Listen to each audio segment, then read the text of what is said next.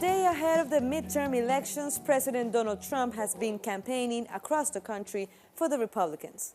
On Sunday evening, he was in Georgia, where the Democrat Stacey Abrams is hoping to become the first black woman governor in history. Trump criticized Abrams and called her one of the most extreme far-left politicians in the country.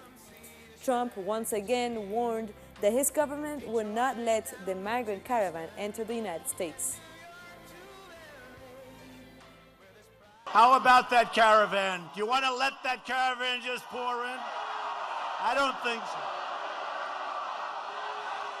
so. In the meantime, you saw, last week I called up the United States military. We're not playing games, folks.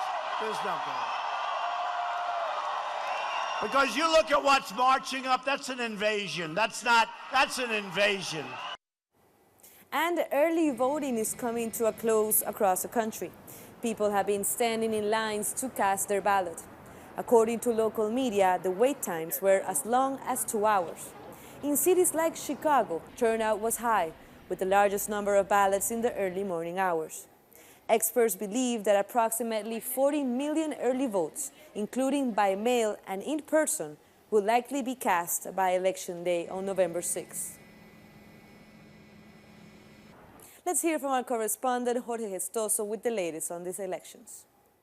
Today, on the eve of the midterms elections, President Trump is planning to be in Cleveland, Indiana, and Missouri, and former President Barack Obama in Virginia, trying to catch the last-minute votes. What is very interesting is that 35 million Americans, almost 35 million Americans, have voted early, and that has changed the predictability of the polls, because many of them are first-time voters and they don't know exactly the way that they were going to vote. So it's still a big question mark what is going to happen tomorrow.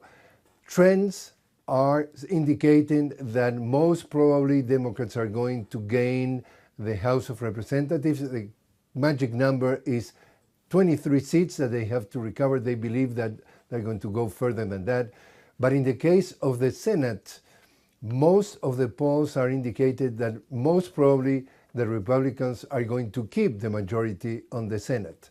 On the other hand, this is conceived as being is an agreement that is basically a referendum on the 22 months of the presidency of Donald Trump, for whether, for worse, for better and worse, according to the pundit party will do it.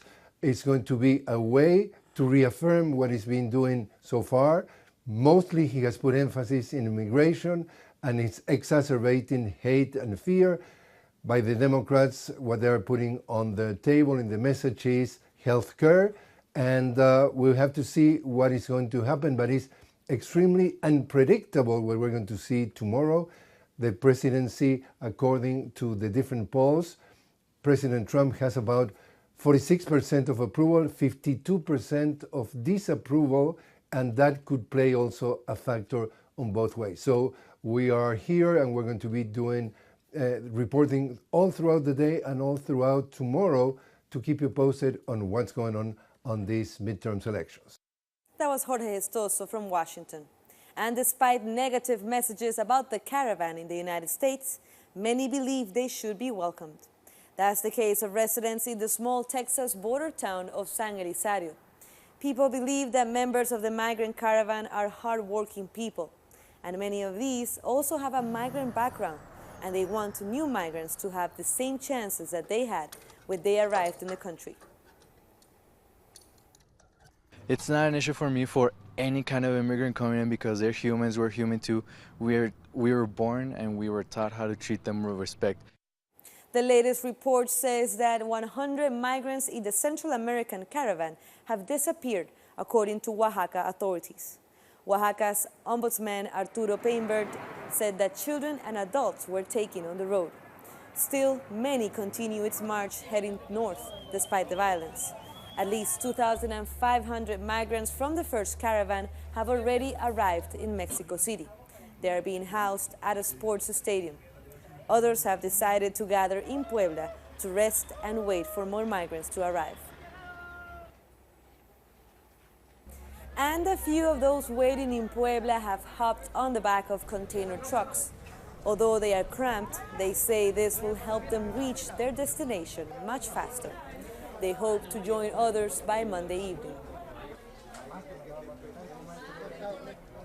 Our correspondent Eduardo Martinez is in Córdoba following this route in the largest caravan.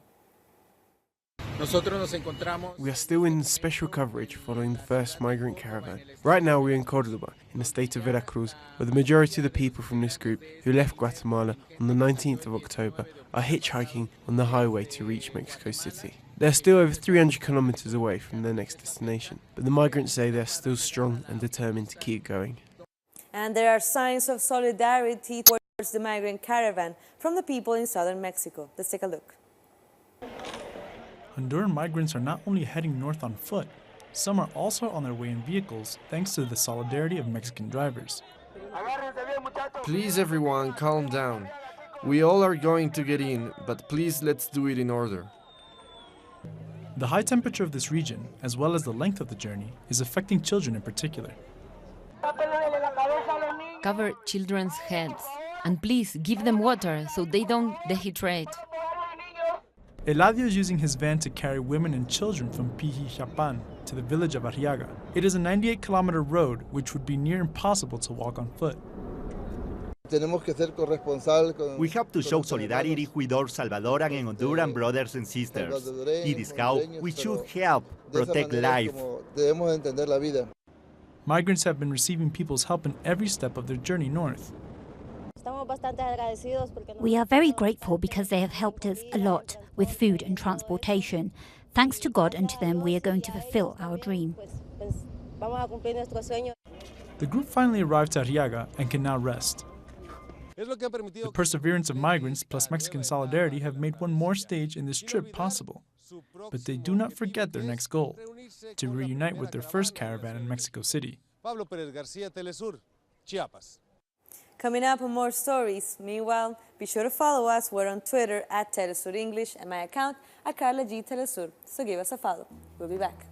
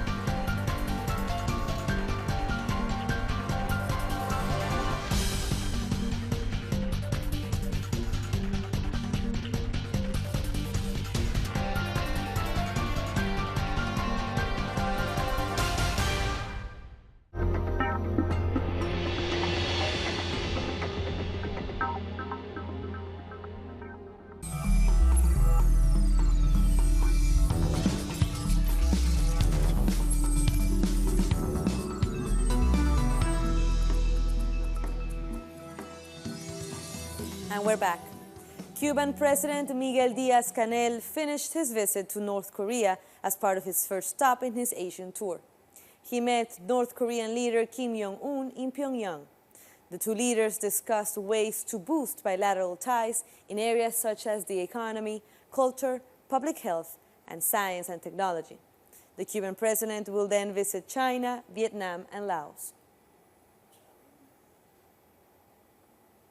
The government of El Salvador, through a new Ministry of Tourism, is pushing to revive the indigenous Nahuatl language. It's aimed at ensuring that indigenous people have a voice and visibility.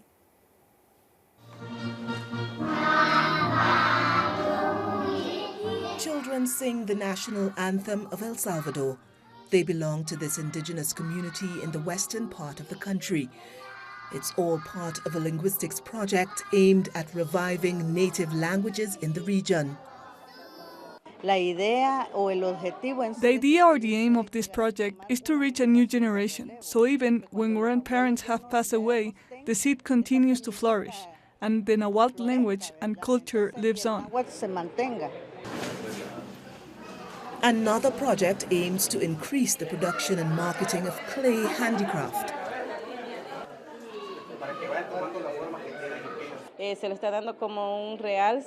This initiative has been abandoned for so much time now, it's finally been resuscitated.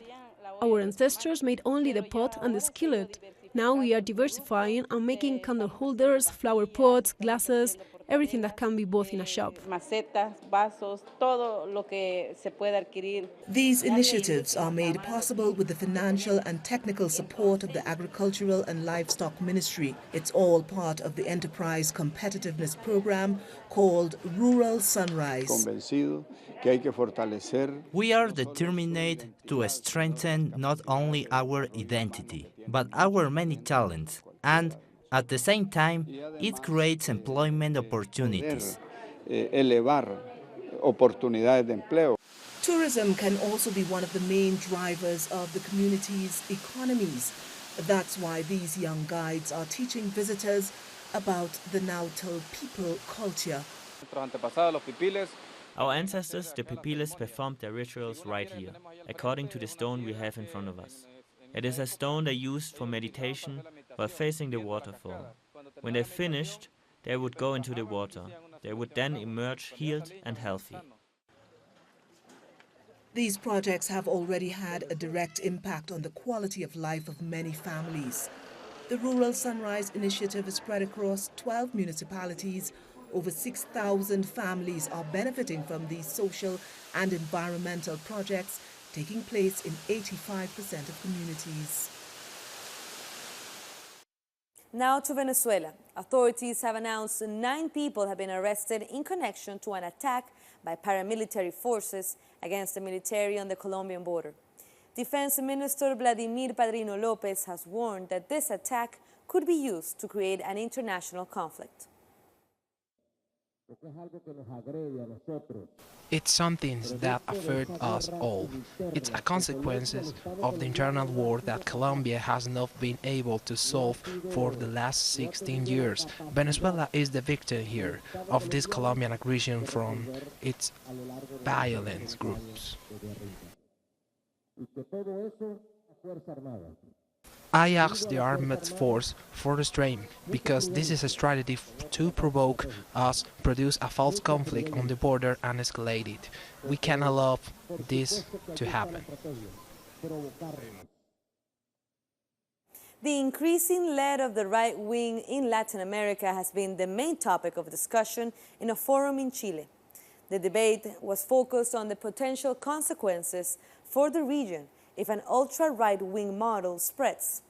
It has also been aimed at exploring the role of the progressive forces against the rise of conservative policies and the risk of losing sovereignty against the United States model.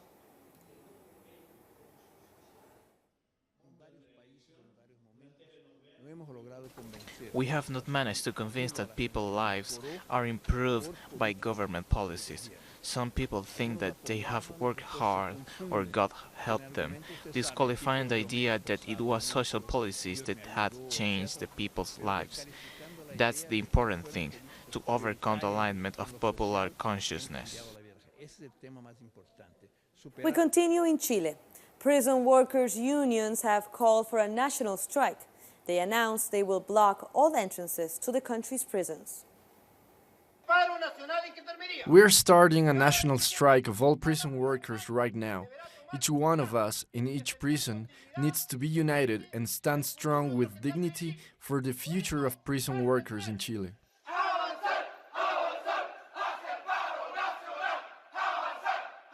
This week, the lower house in Brazil is set to debate the School Without a Party project, or as it is commonly referred to, the School with a Gag Law.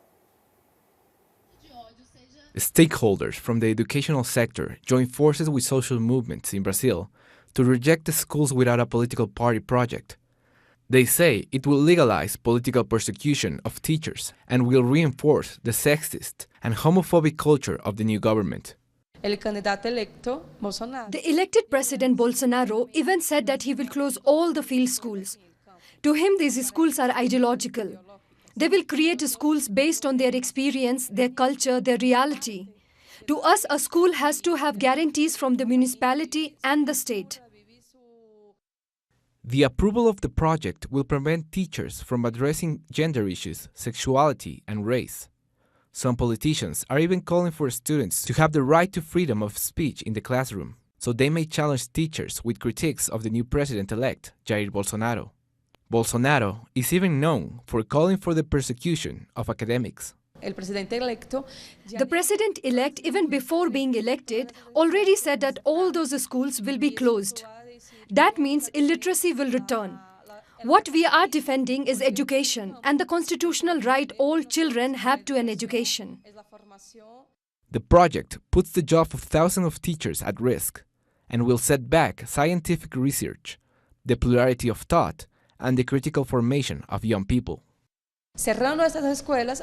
Closing our schools is a clear persecution of the movement and the denial of the right to education to the children who are in the field. So we have several measures of this government that are going against the movements. According to experts, the School Without a Political Party project will give a military intelligence organizations significant power, leading to a witch hunt similar to that of the opposition during the military dictatorship period. Days prior to the presidential runoff, military and electoral authorities raided 20 schools to prevent discussions on democracy, confiscated anti-fascist banners, and imprisoned teachers. Jamaica's Finance and Public Service Minister Nigel Clark says 90% of the outstanding debt to China will be repaid in 10 years. Clark confirmed that 99% of the loans from China are secured at fixed interest rates of 2 and 3%, the lowest in Jamaica's loan portfolio. Speaking at the Third Caribbean Finance and Investment Forum in Kingston, he added that loans from China only represent 3.9% of their $2 trillion debt. The trial of Mexican drug lord Joaquín El Chapo Guzmán has begun in New York. He is allegedly the head of Mexico's Sinaloa drug cartel and is charged with 17 counts of murder, drug trafficking, and money laundering. El Chapo is held responsible for smuggling almost 200 tons of cocaine into the United States. Security has been tightened to prevent him from escaping, something he managed to do twice before. The police will close the Brooklyn Bridge to the public when he's en route to hearings. His trial is expected to last more than 4 months. We'll take one last short break, but stay with us. We'll be back after this video.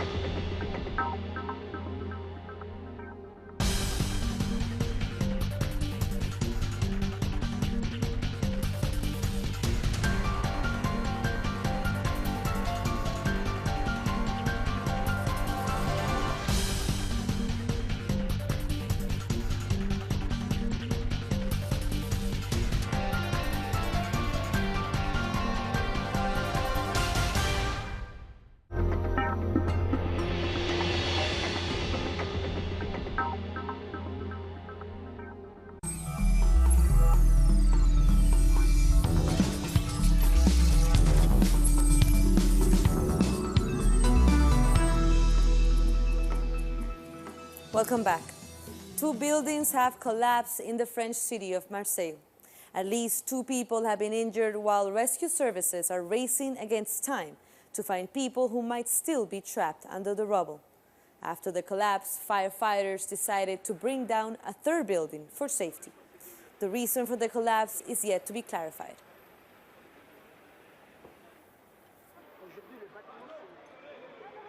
Today the building completely collapsed. As you can see over there, the bricks of the top floor collapsed. The concern is that there were people inside. Some people were not working, so they stay at home, but there were no confirmation yet that people died.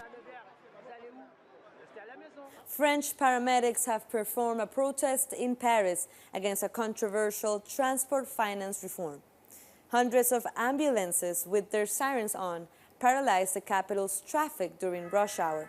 The new regulation establishes that hospitals and clinics, rather than patients, will choose which ambulance service to use. Ambulance workers say that this reform undermines their work.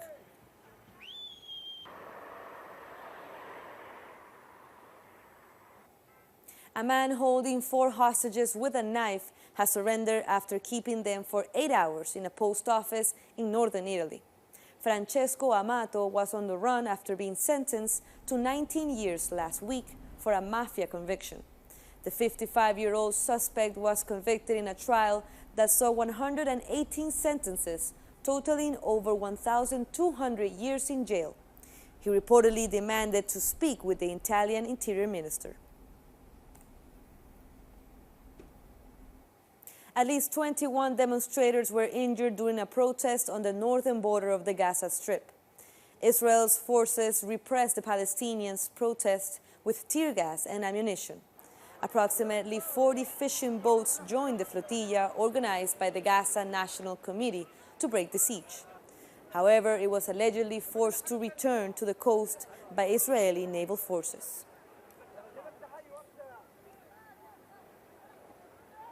Egypt's government has suggested the idea of launching a unified African currency. During a meeting with attendees to the World Youth Forum, the Egyptian President Abdel Fattah al-Sisi said that this financial mechanism requires a collective and difficult work. We in Egypt have faced those challenges that are part of the same ones in Africa. We are not far from what we live in Africa, and we have both stability and security to solve our problems, because without that nobody will invest money in a country or in a continent. Security forces in Egypt have killed 19 militants linked to a deadly attack on a bus carrying Coptic Christians last week. The Interior Ministry said the militants were killed in a fight with security forces. President Fattah al-Sisi called the Coptic Pope Tawadros II to offer his condolences and held a minute's silence for the victims. Riots have broken out in Zambia's second-largest city after rumors spread of the government that it was selling a state-owned company to a Chinese enterprise. However, government spokesperson Doria Cilia has dismissed the reports that Zambia Forestry and Forest Industries Corporation had been sold. She said the government has no intention of selling the company. Meanwhile, police have reportedly arrested 83 people in connection with the riots in Kidwe. The government of the Democratic Republic of Congo has been accused of allowing torture towards political and human rights activists done by security forces. A report by Freedom for Torture accuses the authorities of carrying out gang rape, beatings, and electric shock treatment on detainees. It is also accused of detaining activists under inhumane conditions and holding them without charge. And today is the last day for official campaigning ahead of the presidential election in Madagascar. People will head to the polls on Wednesday to choose from 36 candidates in this first round. Although pre-vote polling had been banned since September, analysis shows that the most popular among the candidates are 3 former heads of state. About 9 million people are expected to vote. I'm happy. I'm going to vote on November 7th. I will cast a blank ballot paper because all the successive presidents have not had any consideration for the poor. They think only of their own interests. Meanwhile, leading contender Andry Rajoelina has promised to make the fight against corruption his priority if he's elected president. His opponents, however, have alleged that during his previous time as president, he turned a blind eye to widespread stealing of public resources. School children have demonstrated against the use of fireworks in India as the country struggles with air pollution ahead of the famous Diwali festival. In the state of Punjab, children were holding banners reading, "To save nature, say no to crackers." Their demonstration came just a day after air pollution reached hazardous levels in New Delhi. Diwali, the festival of light, is one of India's most important Hindu celebrations, symbolizing the spiritual victory of light over darkness. Now let's bring you more news from around the world. China has kicked off an import expo hosted by President Xi Jinping, who pledged to open up the Chinese market amid accusations of playing foul on trade. The president promised broader access to its economy by allowing increased imports and lowering tariffs. He also promised to clamp down on intellectual property infringements. In his opening speech, he condemned U.S. President Donald Trump's policies. There are only better business environments, not best. All countries should strive to improve their business environments and solve their own problems, not always finding fault with others while glossing over their own, like shining a flashlight at others and not themselves. The lawyer who helped acquit a woman accused of blasphemy in Pakistan has fled to the Netherlands to save his own life. Saif al-Muluk defended Asia Bibi while she was on death row since 2010 for allegedly insulting Islam. The case has already led to assassination of 2 Pakistani politicians and sparked widespread protests by Islamists calling for the judges responsible to be killed. Muluk says UN staff urged him to leave the country. He confirmed that he doesn't know the whereabouts of Bibi. At least 21 protesters have been injured by Israeli forces at the Gaza Strip. Palestinians have gathered in support of the launch of a flotilla called Freedom Ship 15 that set sail from the port of Gaza to try and break the Israeli siege. It was forced to return by the naval forces. They were fired on with tear gas and live ammunition. The wounded and those suffering from tear gas inhalation were taken to the local hospital for treatment. And that brings us to the end of this news brief, but this and many other stories, you can find them on our website, telesurenglish.net. Be sure to follow us and stay updated with the elections in the US, for example.